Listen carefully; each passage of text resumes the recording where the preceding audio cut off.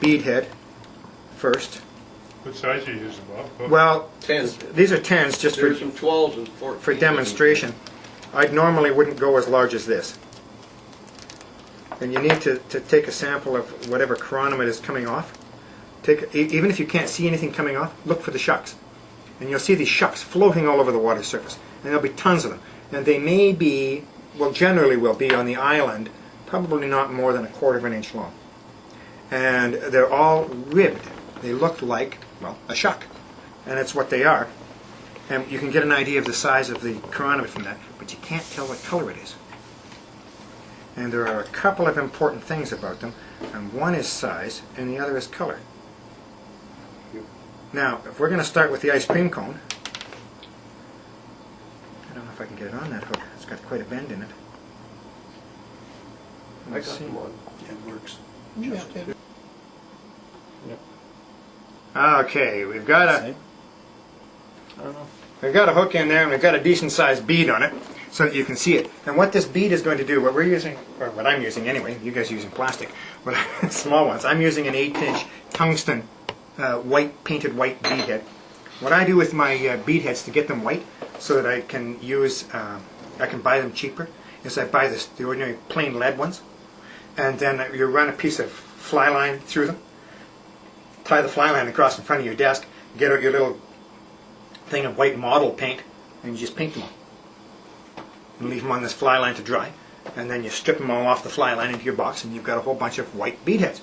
And as long as you don't hit them on the side of your boat or on the rocks too often, the paint stays on. Or don't let the fish bite them either. Well, the fish is too much of a problem. Okay, we've got a bead head on there, and now this bead is going to represent gills on this chironomid. They work fine when the fish are really on chironomids.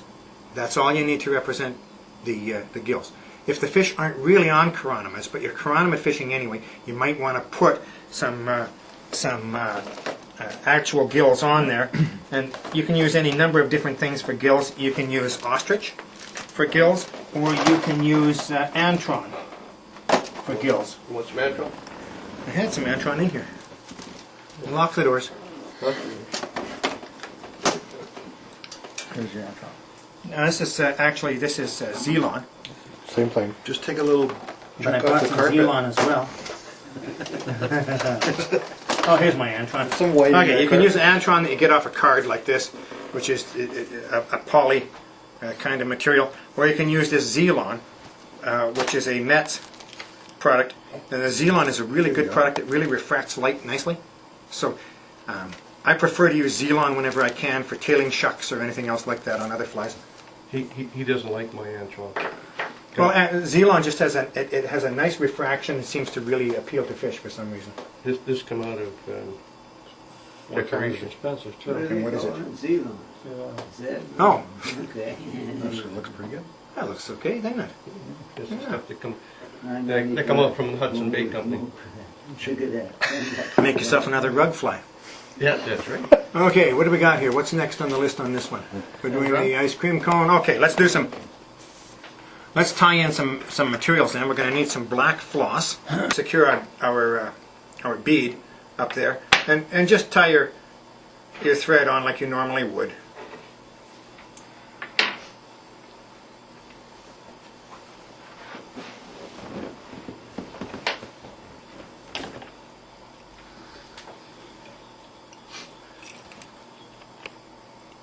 Sometimes we'll take great pains to make sure the bead doesn't slide up and down. I don't much care right now. When you buy beads from the fly shop, you'll find that beads from a fly shop are different from beads from the hobby shop. Beads from a hobby shop have a straight hole drilled through them and they're not counterbored. Beads from the fly shop are counterbored, meaning that if you turn the bead over, you'll see that the hole on one end, one side of the bead is bigger than the hole on the other side, because it's been counterbored. The counter boring goes to the back of your hook.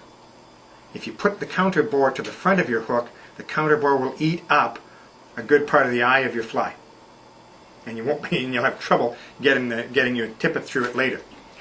This way, when you've got the big part to the back, if you're going to put, for example, a set of wing pads or something sticking up into it, nymph style, you can do that. We're not going to. We're just going to tie in some floss now, and we're going to tie in a little piece of this acetate floss that we've got here into the back end.